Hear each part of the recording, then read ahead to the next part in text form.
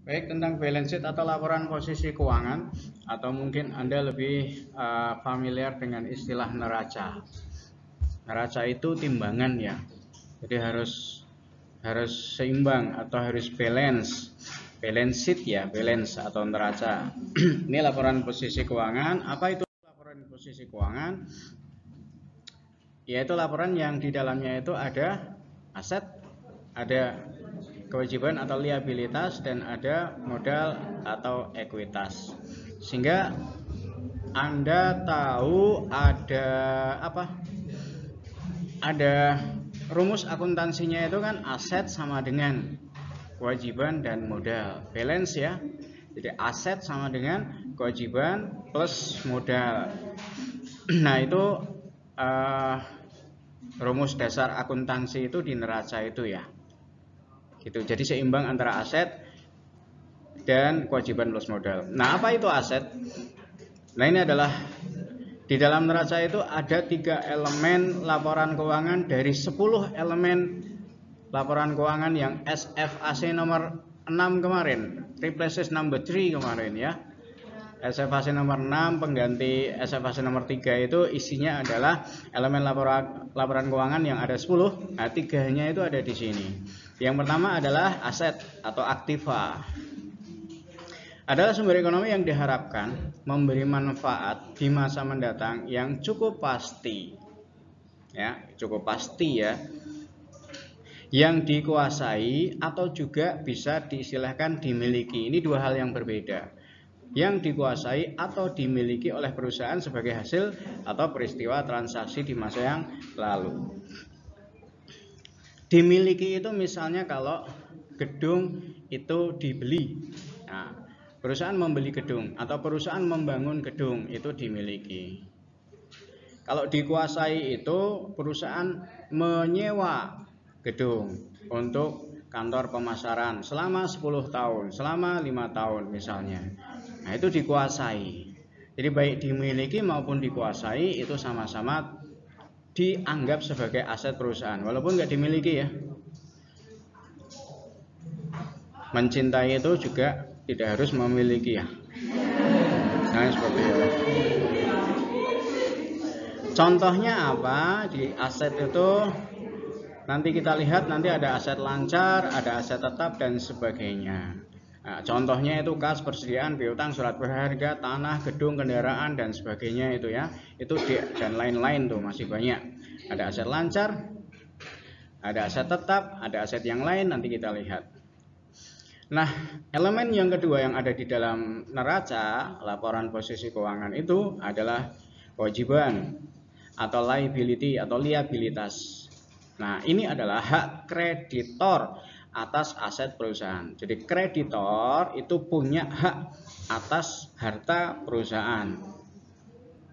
Atau kreditor di sini misalnya perbankan gitu ya. Atau dengan kata lain, atau kalau pakai kalimat lain, itu merupakan kewajiban perusahaan yang harus dilunasi saat nanti jatuh tempo. Kepada siapa? Kepada kreditor. Itu kalau kalimatnya dibalik, sama ya, hak kreditor atau berarti kewajiban perusahaan. Ya, jadi kreditor itu punya hak atas aset perusahaan. Gitu. Nah, ini kewajiban. Ya misalnya kalau perusahaan mempunyai pinjaman di bank kan akhirnya nanti perusahaan harus melunasi ya. Ya berarti kan hak kreditor atas aset perusahaan. Nah, yang ketiga adalah modal atau ekuitas. Nah, kalau ini adalah hak pemilik. Kalau tadi hak kreditor, kalau modal itu adalah hak pemilik. Sama-sama atas aset atau kekayaan perusahaan. Atau kalau dengan kata lain adalah kewajiban perusahaan yang harus dilunasi kepada pemilik perusahaan. Itu kalau dengan kata lain ya, kalau seperti tadi. Nah, neraca atau balance sheet itu berguna bermanfaat untuk menilai likuiditas dan solvabilitas. Yang menilai siapa? Bisa internal, manajemen perusahaan, bisa juga eksternal, user atau pengguna laporan keuangan untuk menilai likuiditas solvabilitas perusahaan. User kemarin sudah kita bahas ada dua, present user ya, present user satunya potensial user. Nah, itu mereka itu menilai likuiditas perusahaan dan solvabilitas perusahaan melalui neraca. Nah, apa itu likuiditas? Nah, untuk pengertian likuiditas, solvabilitas dan sebagainya nanti akan lebih kita dalami di semester 5 pada mata kuliah analisa laporan keuangan ALK. Bukan AKL ya, kalau AKL akuntansi keuangan lanjutan. Analisa laporan keuangan. Apa itu likuiditas? Yaitu kemampuan perusahaan dalam memenuhi kewajibannya yang periodenya itu jangka pendek. Ya, periodenya jangka pendek. Jangka panjang, jangka pendek dalam akuntansi itu biasanya 12 bulan ya. Bentar. Ya, Assalamualaikum Mas.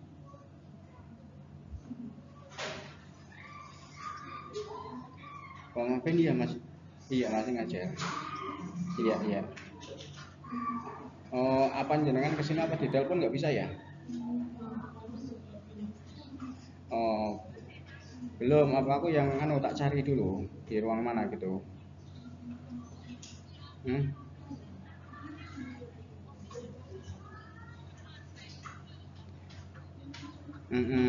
Masih di sini masih ngajar. Gimana? Tak nganu kok. Sampai jam 2-an sih mungkin ya, makanya tak nganu kok.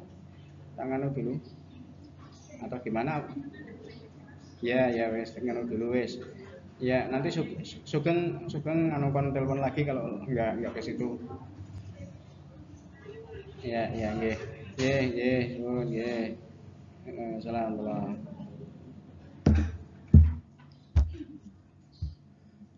Jangka panjang, jangka pendek dalam akuntansi itu lazimnya batasannya adalah 12 bulan atau 1 tahun. Lazimnya ya. Kalau kurang dari 12 bulan jangka pendek, kalau lebih dari 12 bulan jangka panjang. Itu likuiditas, kemampuan perusahaan dalam memenuhi kewajiban jangka pendek. Satunya adalah solvabilitas, kemampuan perusahaan dalam memenuhi semua kewajibannya pada saat jatuh tempo, jangka pendek maupun jangka panjang. Mampu atau tidak perusahaan memenuhi kewajiban yang ini gitu. Tetapi nanti di analisa laporan keuangan itu lebih ke jangka panjang nanti ya, kalau di analisa laporan lebih ke jangka panjang itu. Nah, neraca itu kalau mengikuti model tradisional adalah laporan yang sifatnya itu historis, sudah terjadi gitu ya. Sudah terjadi, sifatnya historis. Yang di dalam neraca ini menyajikan hasil kumulatif dari semua transaksi masa lalu. Masa lalu itu kan historis. Jadi kalau Anda lihat di neraca ada kas, maka Anda tahu bahwa neraca itu periodenya kalau dibuat per 31 Desember ya. Nah, per 31 Desember X1, maka kasnya itu adalah kumulatif dari 1 Januari sampai 31 Desember X1. Demikian juga dengan persediaan. Demikian juga dengan pos-pos yang lain ya. Hasil kumulatif dari semua transaksi masa lalu dari 1 Januari sampai 31 Desember tahun ini gitu. Itu neraca itu seperti itu. Nah, kalau Anda lihat di slide selanjutnya, slide 4 itu adalah contoh sederhana dari bentuk neraca. Nah, ini yang sering ditanyakan di pendadaran ya. Anda suruh membuat neraca ya paling tidak seperti ini gitu. Jadi ada aset, ada kewajiban, ada modal.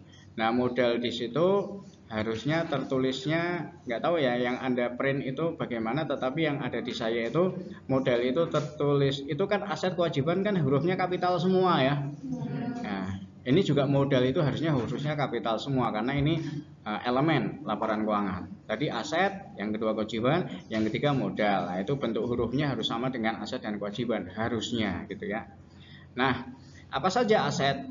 Kita lihat di sisi aset itu. Jadi nanti aset di sebelah kiri itu totalnya harus sama dengan kewajiban plus modal di sebelah kanan gitu ya. Itu balance gitu. Nah, aset lancar itu ada kas, ada surat berharga, piutang, persediaan dan seterusnya. Yang lainnya mungkin masih ada. Ini hanya sebagian saja yang saya tampilkan di sini. Nah, aset lancar, kenapa kas yang paling atas? Kenapa bukan piutang yang paling atas? Nah, itu ada maksudnya atau ada sebabnya. Jadi aset lancar penyajiannya, aset lancar ya, penyajiannya di neraca itu berdasarkan yang paling atas itu berdasarkan apa? Kenapa kas dulu? Kenapa bukan persediaan yang paling atas? Itu adalah disusun atau disajikan berdasarkan mana pos yang paling cepat berubah menjadi kas itu dicantumkan di paling atas. Mana pos yang cepat berubah menjadi kas dicantumkan di atas. Kas sendiri sudah kas maka paling atas. Surat berharga dianggap lebih cepat berubah menjadi kas daripada piutang. Surat berharga ya. Nah, piutang dianggap lebih cepat berubah menjadi kas daripada persediaan. Piutang itu kalau tertagih menjadi kas. Persediaan kalau dijual, kalau ngomong pahitnya, dijual dengan kredit timbulnya piutang dulu gitu. Itulah kenapa piutang dianggap lebih cepat, lebih liquid atau lebih cepat berubah menjadi kas daripada persediaan. Itu kenapa piutang di atas persediaan dan seterusnya seperti itu. Yang kedua, investasi jangka panjang.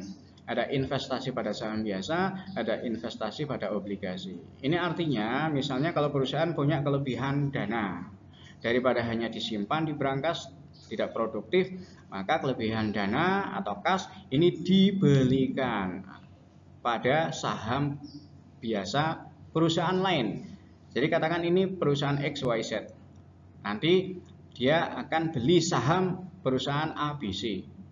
Nah, ini namanya investasi ya, investasi pada saham biasa. Punya dana, punya kas, belikan saham perusahaan lain. Katakan perusahaan ABC. Ini perusahaan XYZ. Nah, harusnya di atas itu ada ini ya, di atas aset dan kewajiban itu ada judul laporan ya, ada headingnya itu, ada 3 baris. Baris yang pertama nama perusahaan PT XYZ gitu katakan, di atas aset dan kewajiban itu ya. Terus yang kedua, baris kedua itu adalah jenis laporan keuangan, yaitu laporan posisi keuangan atau neraca, itu baris kedua. Baris ketiga apa? Periodenya 31 Desember tahun sekian. Itu harusnya seperti itu ya, tapi di sini nggak saya tulis loh. Itu di atas laporan itu ada headingnya. Gitu ya, ada investasi pada saham biasa, ada juga investasi pada obligasi. Berarti perusahaan XYZ itu membeli obligasi perusahaan ABC misalnya, atau perusahaan lain. Nah, itu investasi jangka panjang. Jangka panjang karena ini jangkanya itu lebih dari 1 tahun. Gitu ya. Investasi pada saham biasa nanti berharap dapat apa? Perusahaan XYZ berharap dapat dividen. Kalau investasinya pada obligasi nanti perusahaan berharap dapat bunga, gitu ya. Oke, kemudian ada aset tetap. Tanah, gedung, mesin, kendaraan, peralatan, goodwill. Nah, itu gedung sampai goodwill itu dicantumkan berdasarkan nilai buku ya. Jadi di situ nanti ada akumulasi penyusutan gedung. Di bawah mesin nanti ada akumulasi penyusutan mesin, kecuali tanah tidak disusutkan. Nah, urutannya adalah seperti itu. Tanah itu di atas. Kenapa demikian? Atau itu berdasarkan apa tuh? Aset tetap dicantumkan, disajikan di neraca berdasarkan urutannya seperti itu. Berdasarkan apa? Mana aset tetap yang paling apa? Itu dicantumkan di atas. Yang paling apa? Paling? Ya, kenapa tanah? Bukan mahalnya, bukan. Kadang tanah ada kendaraan, kalau kendaraannya Rubicon mahal tuh. Lamborghini lebih mahal. Berdasarkan yang paling panjang umur ekonomisnya, awet gitu ya, paling awet, yang paling panjang umur ekonomisnya dicantumkan di atas. Tanah itu kan nggak punya umur ekonomis, artinya kapan tanah itu akan rusak itu kan nggak ada batasannya kecuali ada hal luar biasa yang terjadi. Gedung kan pasti akan rusak ya, 50-25 tahun kah? Mesin itu umur ekonomisnya lebih pendek daripada gedung dan seterusnya seperti itu. Jadi aset tetap dicantumkan di neraca berdasarkan mana yang paling panjang umur ekonomisnya dicantumkan di atas. Kemudian ada aset lain-lain. Aset lain-lain, bangunan. Bangunan itu harusnya aset tetap, tetapi karena masih dalam proses, itu masuk aset lain-lain. Seperti juga mesin. Mesin itu sebetulnya adalah aset tetap, tetapi karena belum bisa digunakan, maka masuknya aset lain-lain. Ini per 31 Desember. Jadi per 31 Desember tahun ini perusahaan itu lagi bangun gedung, belum jadi tuh, belum bisa digunakan tuh. Maka di laporan keuangan masuk di aset lain-lain. Demikian juga ada datang mesin di awal atau di akhir atau di pertengahan Desember, mesin datang dari Jepang, baru diinstalasi, belum bisa digunakan di tahun ini, maka itu masuknya di aset lain-lain, mesin yang belum digunakan. Tetapi mungkin tahun depan bangunan itu sudah jadi, tahun depan mesin sudah digunakan, maka tahun depan nanti nggak ada aset lain-lain gitu ya, kecuali perusahaan membangun lagi nanti seperti itu. Nah itu aset lain-lain masuknya. Nah kemudian ada kewajiban. Kewajiban itu ada dua di sini, kewajiban atau utang ya. Yang benar itu ejaannya itu bukan hutang ya kalau Anda lihat itu ya, tapi utang, nggak pakai. Hai, utang yang benar itu nanti kalau Anda buat skripsi ya. Utang lancar dan utang jangka panjang. Lancar itu karena jangkanya jangka pendek. Utang lancar, jangkanya jangka pendek. Ya, utang lancar. Nah, kemudian ada utang jangka panjang atau ini kalau ya bisa juga utang tidak lancar ya. Jangka panjang itu tidak lancar. Kalau lancar itu jangka pendek. Kita lihat yang utang lancar atau utang jangka pendek itu ada utang usaha, utang wesa, utang pajak, utang gaji dan seterusnya ya, mungkin ada yang lain tergantung jenis perusahaannya. Nah, itu urutannya itu berdasarkan biasanya ya berdasarkan besar kecilnya nominal. Mungkin yang sedikit, yang kecil di atas, baru kemudian yang paling besar di bawah atau sebaliknya gitu. Demikian juga hutang jangka panjang, ada hutang hipotek, ada hutang obligasi. Hutang hipotek perusahaan butuh dana mengajukan kredit ke bank dengan jaminan sertifikat tanah misalnya, itu hutang hipotek. Ya, ini kan sumber modal tuh ya. Sumber modal perusahaan kan ada dua, sumber modal sendiri dan sumber modal asing. Hutang jangka panjang itu sumber modal asing, sedangkan modal itu sumber modal sendiri itu nanti ya. Nah itu hutang hipotek, kemudian ada hutang obligasi dan mungkin ada yang lain ya. Ini saya contohkan hanya dua. Hutang obligasi, apa bedanya dengan investasi pada obligasi? Kalau investasi pada obligasi itu tadi yang sebelah kiri itu berarti perusahaan membeli obligasi perusahaan lain untuk investasi, berharap dapat bunga. Berharapnya dapat bunga. Kalau hutang obligasi berarti perusahaan menjual obligasi, mencetak kemudian menjual obligasi ke publik untuk tambahan modal. Tetapi nanti berarti perusahaan ini punya kewajiban membayar bunga kepada pembeli atau pemegang obligasi. Kan gitu ya. Nah, itu beda antara obligasi pada investasi dan obligasi pada utang obligasi. Gitu ya. Kalau investasi tadi beli obligasi perusahaan lain, kalau utang obligasi itu berarti perusahaan mencetak dan kemudian menjual obligasi kepada pihak lain berharap dapat modal tambahan. Gitu. Nah kemudian yang ketiga tadi aset, kewajiban, dan yang ketiga adalah modal. Itu nanti ya tergantung perusahaannya ya. Ini contohnya adalah modalnya itu berupa saham. Ini perusahaan perseroan sudah ya. Nah modal adalah berupa saham. Ini dari pemilik ya. Jadi pemegang saham itu kalau Anda punya saham, beli saham PT Telkom misalnya, sebetulnya Anda adalah salah satu pemilik PT Telkom, walaupun hanya 0,0 sekian persen gitu, Anda adalah salah satu pemilik PT Telkom. Itu kalau Anda punya saham perusahaan Telkom. Itu ya contohnya itu. Nah, di sini ada modal saham, dua jenis saham. Saham itu bahasa Inggrisnya stock ya, STOCK. Kalau obligasi tadi bahasa Inggrisnya bond, BOND. Kalau saham itu stock, STOCK. Stock atau saham itu paling tidak ada dua jenis. Yang pertama saham prioritas, yang kedua saham biasa. Ya, Saham prioritas itu bahasa Inggrisnya adalah preferred stock, PREFERRED, double R ya, PREFERRED, preferred stock itu saham prioritas, diterjemahkan menjadi saham prioritas. Atau mungkin di buku lain Anda menemukan terjemahannya adalah saham preference biasa ya. Atau di buku lain Anda menemukannya dengan terjemahan saham istimewa, sama saja itu preferred stock atau saham prioritas di sini. Di sini istilahnya saya istilahkan sebagai saham prioritas. Nah, kemudian ada AGIU, saham prioritas. Itu sebagai penambah modal saham prioritas. Apa itu AGIU? AGIU itu harga jual saham prioritas ini lebih tinggi daripada nilai nominalnya. Harga jual saham prioritas lebih tinggi daripada nilai nominal saham prioritas, maka selisihnya itu AGIU namanya. Atau istilah lain mungkin di buku lain Anda temukan istilahnya sebagai premium. Harga jual lebih tinggi daripada nilai nominal.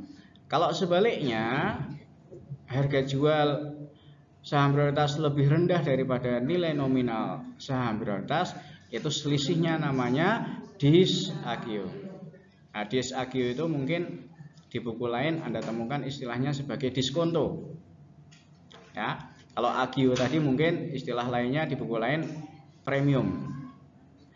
Nah, kalau munculnya dis-AGIU itu nanti sebagai pengurang modal saham prioritas. Munculnya dis-AGIU saham prioritas, maka nanti sebagai pengurang modal saham prioritas. Di contoh ini AGIU, di contoh ini AGIU. Yang kedua saham biasa. Saham biasa itu istilahnya apa?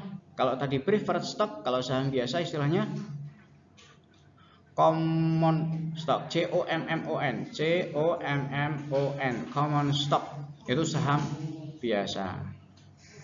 Saham biasa. Atau mungkin di buku lain Anda temukan common stock itu diterjemahkan sebagai saham umum. Ada juga mungkin di buku lain common stock diterjemahkan sebagai saham umum. Kalau di sini saya pakai saham biasa. Sama juga dengan AGIU, saham biasa sama juga dengan AGIU yang atas tadi ya, AGIU atau dis-AGIU. Nah, sini saya contohkan AGIU. Maka AGIU ini sebagai penambah. Kalau AGIU-nya saham biasa berarti penambah modal saham biasa, menambah. Dan di sisi modal itu ada satu lagi laba tahun berjalan. Nah, itu masuk di neracanya pada laba tahun berjalan. Diambilkan di mana? Diambilkan dari laporan laba rugi itu. Gitu ya. Nah, ini sekilas tentang yang harus Anda pahami, nanti harus Anda hafalkan, Anda pahami sehingga nanti ditanya di pendaftaran tahu gitu ya tentang neraca itu seperti itu. Nah, kita akan lihat satu persatu ya. Yang pertama adalah aset lancar. Current asset, aset lancar. Apa itu? Aset lancar itu meliputi kas dan sumber-sumber ekonomi lainnya yang dapat diubah menjadi kas atau dijual. Tadi persediaan kan bisa dijual menjadi kas atau habis pakai, barang habis pakai dalam rentang waktu ya, dalam rentang waktu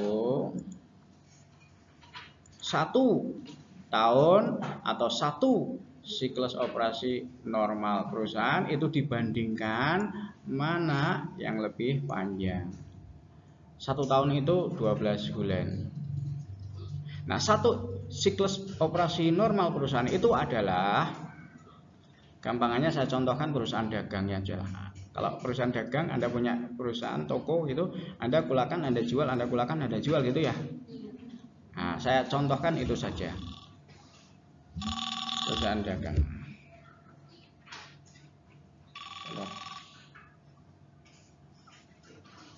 Ya, Assalamualaikum.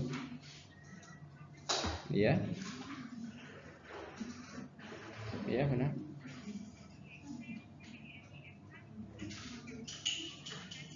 Iya. Iya, gimana? Jadi ada yang kepotong mungkin. Ini kalau saya rekod bisa, kalau bisa loh ya. Tadi yang kelas pertama tuh nggak bisa saya rekod, saya rekam. Kalau bisa ya nanti saya upload. biar bisa diakses di El Sakti kalau bisa ya. Selanjutnya investasi jangka panjang tadi ya, di aset itu ada investasi jangka panjang. Jam selanjutnya ada nggak kuliah? Sampai jam 2. Jam 2 mulainya ya? Oh ya, berarti kalau jam 2 nggak selesai nanti di ini ya. Dipelajari lagi sendirilah. Mohon maaf saya ini tadi banyak ini. Nah, investasi jangka panjang nih ya. Apa istilahnya? Long term investment. Bahasa Inggrisnya kan long term, panjang itu kan long. Kalau bola panjang, ball long. Investasi jangka panjang, long term investment adalah penyertaan di perusahaan lain. Saya punya dana, saya sertakan di perusahaan lain. Tapi dalam jangka waktunya, karena ini jangka panjang, itu lebih dari 1 tahun. Ada 3 tujuan kenapa perusahaan itu menyertakan modal atau dananya di perusahaan lain. Nah, yang pertama adalah untuk memperoleh penghasilan tetap. Ya. Jadi, untuk memperoleh penghasilan tetap, maka dana perusahaan diinvestasikan dengan membeli obligasi perusahaan lain, sehingga berharap dapat bunga obligasi. Jadi kalau ini perusahaan XYZ, maka perusahaan XYZ itu membeli obligasi perusahaan ABC jangka waktu 5 tahun misalnya. Maka tiap tahun atau tiap setengah tahun kan perusahaan XYZ dapat bunga tuh. Walaupun perusahaan ABC yang menjual obligasi itu mengalami kerugian, maka bunga tetap wajib dibagikan kepada para pemegang obligasi. Itulah kenapa disebut penghasilan tetap. XYZ akan mendapat bunga tetap, ya, mendapat bunga secara mungkin setengah tahunan atau mungkin 1 tahunan dari perusahaan ABC tadi, ya karena itu tadi, maka PT XYZ itu dapat penghasilan tetap karena PT ABC harus membayar bunga walaupun dalam keadaan rugi. Nah, untuk yang kedua tujuannya adalah untuk memperoleh penghasilan tidak tetap. Jadi perusahaan XYZ menginvestasi dananya dengan membeli saham. Nah, saham itu nanti berharap dapat dividen. Jadi perusahaan XYZ beli saham perusahaan ABC. Nah, perusahaan ABC itu harus memberikan dividen kepada XYZ, tetapi tidak harus. Suatu saat nanti tahun ini dapat pembagian dividen, tetapi tahun kedua mungkin tidak ada pembagian dividen karena laba perusahaan untuk apa? Karena laba perusahaan misalnya akan digunakan untuk ekspansi berdasarkan rapat umum pemegang saham, itu akan ada ekspansi tuh. Maka tahun ini tidak ada pembagian dividen. Bisa jadi seperti itu. Maka bagi perusahaan XYZ ini penghasilan yang tidak tetap. Dividen itu penghasilan yang tidak tetap. Nah, tujuan yang ketiga adalah untuk menguasai perusahaan lain. Jadi PT XYZ membeli saham perusahaan ABC dengan jumlah mungkin 70%, mungkin loh ya. 70% saham ABC dimiliki oleh PT XYZ. Maka PT XYZ punya suara tuh di rapat umum pemegang saham. Bisa menguasai perusahaan ABC. Arah kebijakan perusahaan ABC seperti ini, seperti itu bisa dikuasai oleh XYZ karena kita perusahaan ini XYZ adalah pemegang mayoritas, yaitu 70% dari saham biasa perusahaan ABC. Itu maksud dari menguasai perusahaan lain, bukan memiliki ya, menguasai seperti saya katakan tadi, menguasai. Nah, contohnya ini ya, investasi pada saham biasa 42, kemudian ada cadangannya 3.000 ini, maka nilai bersihnya adalah 39. Ini pada saham ya. Saham tadi untuk dapat penghasilan tidak tetap. Yang kedua, investasi pada obligasi. Nah, obligasi itu nanti dilaporkannya sebesar nilai buku ya. Nilai buku itu harga pokok atau harga pokok historis dikurangi dengan akumulasi amortisasi dari agio atau disagio, bisa jadi terserah agio atau disagio nantinya. Nah, amortisasi itu adalah istilah penyusutan untuk surat berharga dan aset tetap tidak berwujud. Istilah penyusutannya adalah amortisasi. Ya, penyusutan untuk surat berharga dan aset tetap yang tidak berwujud, istilahnya amortisasi. Kalau untuk aset tetap, ada kendaraan, ada gedung, ada mesin, istilah penyusutannya itu adalah depresiasi. Nah, itu ya, ada amortisasi, ada depresiasi, itu semua adalah istilah untuk penyusutan. Oke. Ini segmentasi. Kemudian aset tetap tuh ya. Di slide selanjutnya adalah aset tetap. Adalah sumber ekonomi baik yang berwujud maupun yang tidak berwujud ya. Berwujud itu berarti yang tangible asset, tangible. Tulisannya tangible, tangible asset. Maupun yang tidak berwujud. Kalau tidak berwujud itu istilahnya intangible asset, intangible, intangible asset ya. Yang digunakan secara aktif dalam operasi normal perusahaan. Jadi kalau tadi di slide sebelumnya tadi ada apa? Di slide selanjutnya tadi ada bangunan masih dalam proses, kan belum aktif digunakan dalam operasi normal tuh. Bangunan masih dalam proses, belum bisa digunakan, maka tidak masuk di aset tetap ini gitu. Ya. Masih masuknya di aset lain-lain tadi. Kemudian tadi juga ada mesin yang masih dipasang atau diinstalasi, belum bisa digunakan secara aktif, maka juga belum bisa dimasukkan di aset tetap ini. Karena pengertian dari aset tetap yang berwujud, tidak berwujud digunakan secara aktif dalam operasi normal perusahaan. Dan aset tetap itu bukan juga dimaksudkan untuk dijual. Ya, misalnya ada mesin kemudian dijual, atau maksudnya mesin dijual, kemudian punya kendaraan dengan maksud nanti dijual, kemudian punya gedung dengan maksud nanti dijual. Tidak seperti itu. Tidak dimaksudkan untuk dijual kembali. Itu aset tetap. Karena yang dijual perusahaan itu apa? Apa yang dijual persediaan? Kalau di sini tadi ada istilahnya apa? Inventory. Apa inventory? Persediaan. Yang dijual perusahaan itu kan persediaan. Persediaan barang dagangan gitulah ya. Itu yang dijual. Aset tetap itu tidak dimaksudkan untuk dijual kembali. Ya. Untuk mendapatkan pendapatan maka dijuallah aset tetap. Bukan, itu bukan aset tetap. Ya, untuk mendapatkan pendapatan maka dijuallah mesin, dijuallah kendaraan, bukan. Kecuali loh ya, kecuali perusahaannya adalah perusahaan dealer mobil. Nah, memang kendaraan yang dijual. Nah, itu bukan aset tetap, itu dealer mobil yang memajang mobilnya untuk dijual, itu persediaan. Kendaraan yang dijual pada perusahaan dealer itu persediaan, bukan aset tetap. Paham ya perbedaannya ya? Itu. Tapi boleh jadi mesin perusahaan boleh dijual karena mungkin rusak gitu ya, boleh, tetapi memang bukan untuk dijual, tetapi dijualnya itu karena rusak gitu, dijadikan rongsokan, dijual. Ada keuntungankah atau ada kerugiankah? Boleh seperti itu, tetapi itu bukan maksudnya untuk dijual, karena rusak dijual ya boleh, dijual boleh gitu ya. Nah yang kedua, yang intangible asset tuh aset tidak berwujud. Ini adalah hak istimewa, kondisi, posisi perusahaan yang menguntungkan dalam mencapai pendapatan. Tadi istilahnya goodwill tadi di slide selanjutnya di apa tadi? Ada nggak goodwill tadi ya?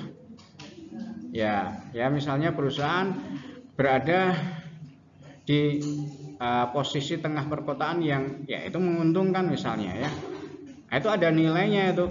Perusahaan berdiri di tengah perkotaan, dekat dengan ini, dekat dengan itu, dekat dengan perumahan dan seterusnya, itu menguntungkan, itu ada nilainya, namanya goodwill. Nanti ada pembahasan tersendiri tentang intangible asset mungkin ya. Coba kita lihat. Oh di AKM 2 itu ya. Di AKM 2 itu nanti. Nah kemudian aset tetap itu contohnya di slide ke-8 tuh ya. Ada tanah berdasarkan harga pokok historis. Ini pakai harga pokok historis ya.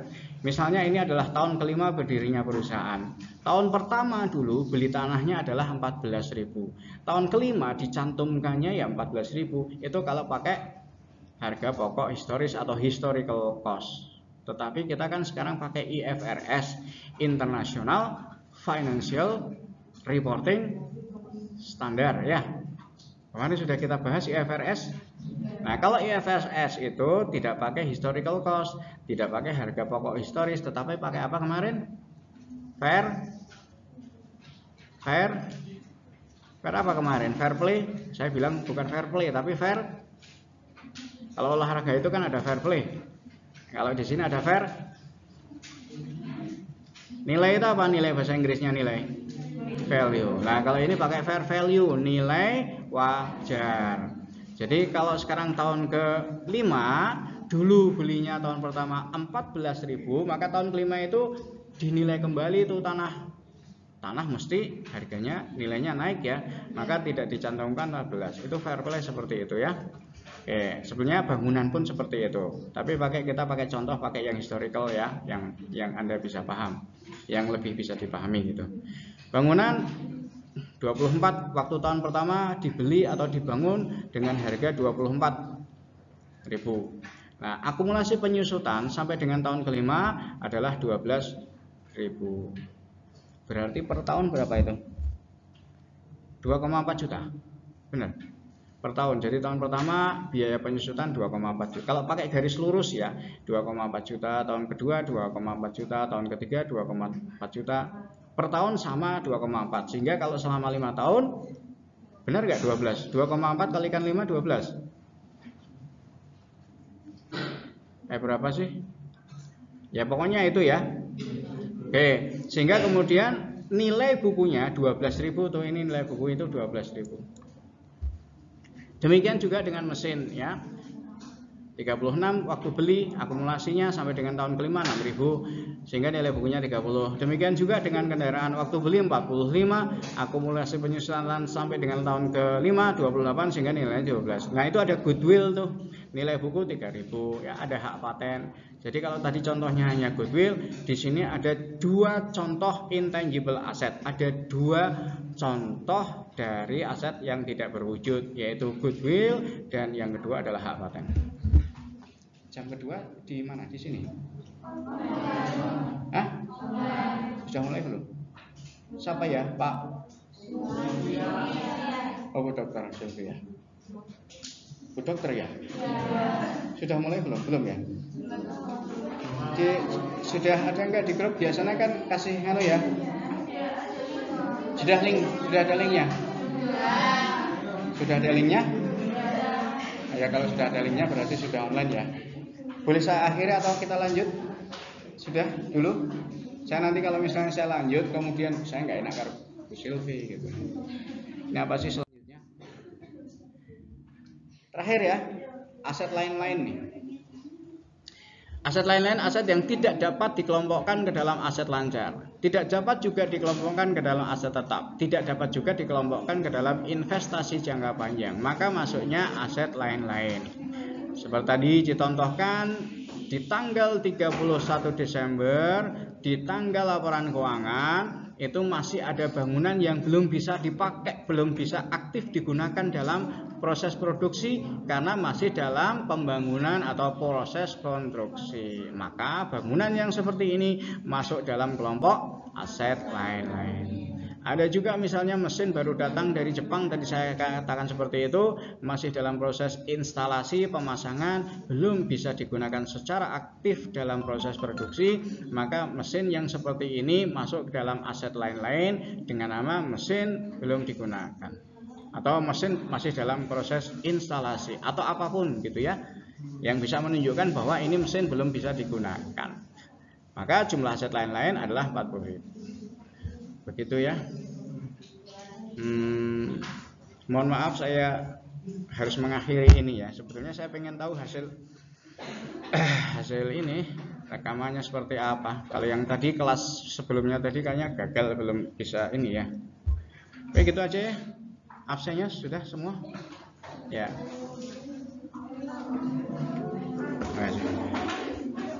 Terima kasih, saya akhiri ya. Assalamualaikum warahmatullahi wabarakatuh.